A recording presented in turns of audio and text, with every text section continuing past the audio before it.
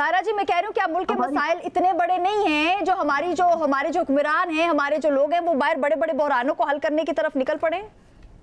नहीं जी, मुल्क की तरफ तो कोई फोकस है ही नहीं। किसका था, किस दौर में रहा है, किस हुकूमत ने आके यहाँ पर नौजवानों की तरफ देखा या किस चीज की तरफ देखा? सबसे बड़ा मसला हमारा आबादी का, उसी के ऊपर ही हम लोग कोई पॉलिसी नहीं बना सके। आप बांग्लादेश में भी देख लें, उसमें हम अपने जो उलमा कराम, ये जो मदारिस खुले में, उनको एक पेज के कि आप लोगों को इस चीज की तबलीग करें और कि यहाँ पर आबादी के आप एक साल तो एक अपना तो खत्म करेंगे। हम तो सरकारी मौलवी बटाए हुए हैं, फतवे ले लेते हैं उनसे फायदे के लिए। तो फतवे ये ले लें, आबादी का वो कर ले। जब तो मैं तो यहाँ पर भी कहती हूँ कि अगर ये बेनज़ीर इनकम सपोर्ट का आपने लोगों को ज़कात और वो भीख देनी है तो ये पॉलिसी बना ले कि जिसके 2 बच्चे होंगे हुकूमत को उसकी तरफ से ये मिलेगा, इनाम मिलेगा या जो भी किसी चीज में सब्सिडी मिलेगी। 8 बच्चे। मैं इस वक्त आपको अपने ना सिंध का बताती हूँ। आप लोग नौजवानों की बात कर रहे थे, मैं सुन रही थी कि हाँ मे भी पंजाब साइड पर हो, यहाँ पर कराची शहर में या जिस 2-3 बड़े शहर है, हैदराबाद, मीरपुर, खास सक्कर, उसमें तो तालीम का है। बाकी हम लोग खुदा जाने क्या छोटे छोटे बॉम्ब या क्या वो कहते ना माइंस हम लोग वो कर रहे हैं। मेरे अपने हलके या मेरे जिले की बात ले ले, वहां पर 70% नौजवान आइस के नशे में, कच्ची शराब के नशे में, चोरी चकारी। ना कोई वहां पर ऑयल एंड गैस कंपनीज हैं, लेकिन सिंध गवर्नमेंट ने कभी नहीं सोचा कि वहां पर कोई टेक्निकल कॉलेज हो जो लोग वहीं पर ही बच्चे आप वहां पर अपना टेक्निकल तालीम हासिल करके उन्हीं ऑयल एंड गैस कंपनियों में अपना उनको रोजगार मिले। लेकिन वो भी आते हैं, मतलब ये कि जनूबी पंजाब और फिर पेशावर की तरफ से लोगों को वो रोजगार नहीं मिलता। तो हुकूमत को ये सोचना चाहिए।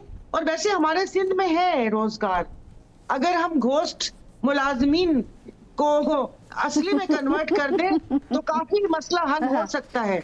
और हमने जो अपने रिश्तेदारों को, अपने टेलर्स तक को जॉब दी हुई है, अपने घर के ड्राइवर को भी, इवन अपने घर की औरतों को भी वो सरकारी उसमें वो कोई भंगन है, जो कोई वो है। तो इस्लामाबाद बंद है, हम लोग इंतजार कर रहे हैं। जुमे की भी बात हो रही थी कि ट्रंप साहब आ जाएंगे या ट्रंप साहब जो है जेडी वेंस को भेजेंगे, अपना एक डेलीगेशन जो है पाकिस्तान आ जाएगा, तो चीजें आगे हमें बढ़ती हुई दिखाई देंगी।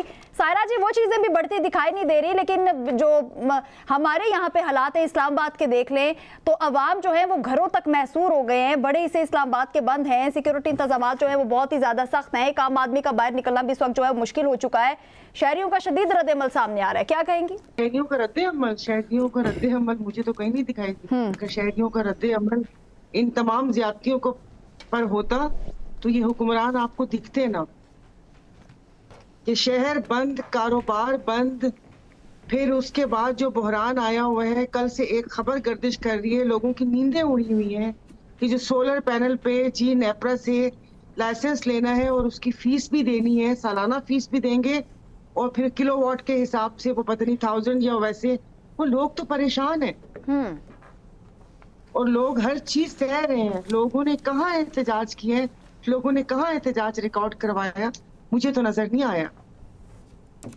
आप हम या जो चैनल्स होते हैं उस पे बैठ के हम लोग अवाम की बात तो करती हैं, लेकिन अवाम कहाँ पर है?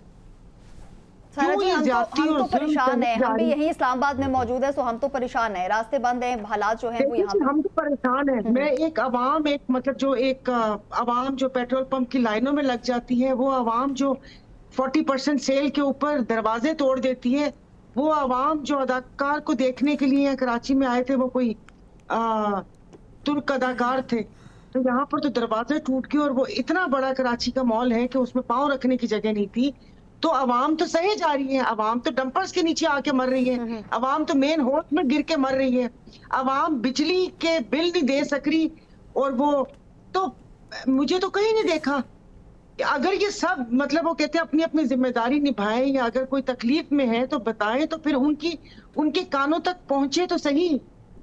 कि वो बंद कमरों में एसी में बैठ के ऊपर ये ऐसी पॉलिसीज बनाते हैं, अवाम के ऊपर बॉम्ब गिराने की बात करते हैं। उनको समझ नहीं आ रही कि कैसे हमारी सांस भी ये निकालें। और मैंने उससे पहले एक ऐसी बात की थी कि ये अपना एक बिल लेकर आ जाए, ये ऑक्सीजन के ऊपर भी टैक्स लगा दे, एक औसतन देखें कि एक इंसान कितनी ऑक्सीजन कंज्यूम करता है उसके बाद जो फिजा में ऑक्सीजन है उसके ऊपर भी टैक्स इनको लगाना चाहिए। और सबसे पहले ये मैं कह रही हूँ कि अब ये पाबंद करें हमें कि हम अपनी ज़कात भी इन लोगों को दें। आप यहाँ पर इनकी बाकी चीजें उठा के फोन देखें। मैडम सायरा आपकी आप अब स्टडी कर लें, ज़कात तो हम देते हैं बैंक को, आपको पता ही है ना कि बैंक कटौती करता है रमजान से पहले, ज़कात की कटौती आपकी भी होती होगी। देना चाहती हूँ मैं 4-5 लोगों को डायरेक्ट देना चाहती हूँ। अब आप केपी गवर्नमेंट देख लें, तब्दीली के नारे लगाते लगाते लगाते अपना बजट भी सरप्लस में दे दिया, और जब उनके स्पीकर असेंबली है वो कह रहे हैं कि उनको मरने के बाद भी साबिक पुकारा जाए, और मेरे ख्याल में वो मुफ्तियों से मशवरा कर रहे हैं कि किस तरीके ऐसे वो उनकी पहुंच नहीं है वहां तक कि उनको वो मुनकर नकीर भी स्पीकर साहब कह के उनको जगाएं। वहां पर लोग, वहां पर आपका हालत देख लें लॉ एंड ऑर्डर की पूरे मुल्क में, आप वहां पर केपी के में गुर्बत आप देख लें।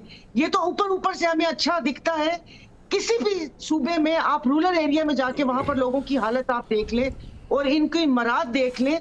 जब इस किस्म की चीजें देखते हैं तो फिर खून जलता है। और फिर अभी क्या कहूँ आकाश, सोलर सिस्टम के, सोलर पैनल के हवाले से कुछ आप अभी बात करते हैं कि सोलर सिस्टम का लाइसेंस लेना जो है बहुत ही ज्यादा जरूरी है, समझती है हुकूमत इस टाइम बहुत ही ज्यादा जरूरत महसूस कर रही है कि ये चीज होनी चाहिए? जरूरत क्या, उनकी सांस अटकी हुई, जो आईपीपीएस की कैपेसिटी पेमेंट इन्होंने अपने, आई एम सॉरी मुझसे कोई और लफ्ज निकलता नहीं है कि अपने बाप का माल समझ के इन्होंने वहां पर कारखाने लगाए।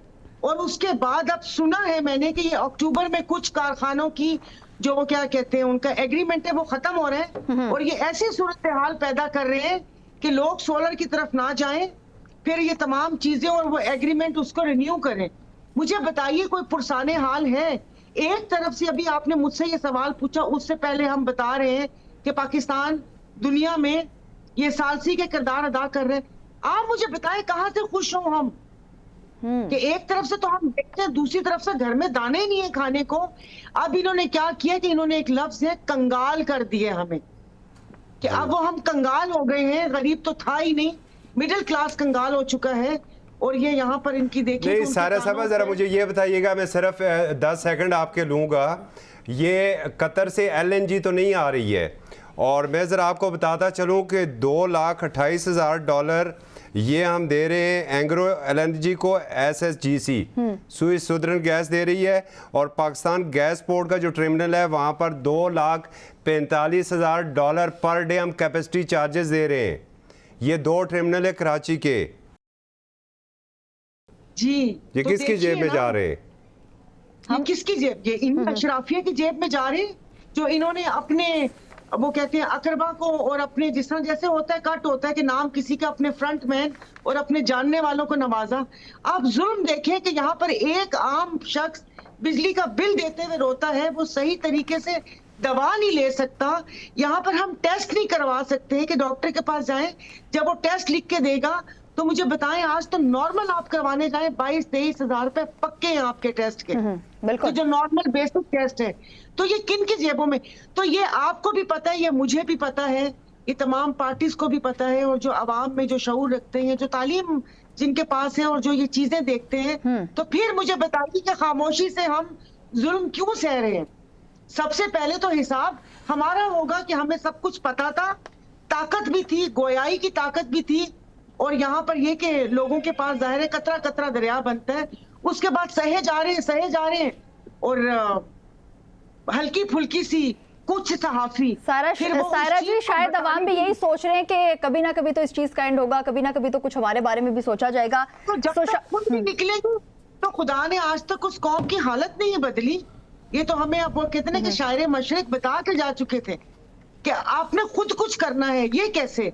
अब आप देख ले, बेसिकली हमारी कौम का मिजाज ही ऐसा है। अब आप देख लीजिए, कुछ सहाफी बता रहे हैं कि ये गलती ईरान की है, ईरान को झुक जाना चाहिए, क्योंकि यहाँ पर तो हमने खड़ा होना सीखा ही नहीं है। यहाँ पर तो हमारे मुंह पे मुल्की मफाद की पट्टी चेप दी जाती है, मुल्क कौम के वसी तर मफाद में। और जब हम बात करते हैं फिर उसके बाद वो कहते हैं कि खुदा जाने ये गद्दार है, ये मुहब्बे वतन है। और सही कहा सारा जी, सही कहा। और कुछ सहाफी जो है वो ये भी कह रहे हैं अब हमें फैसला करना होगा कि हमें किसके साथ खड़ा होना है। जी बिल्कुल, मैं आपकी बात समझ गई हूँ।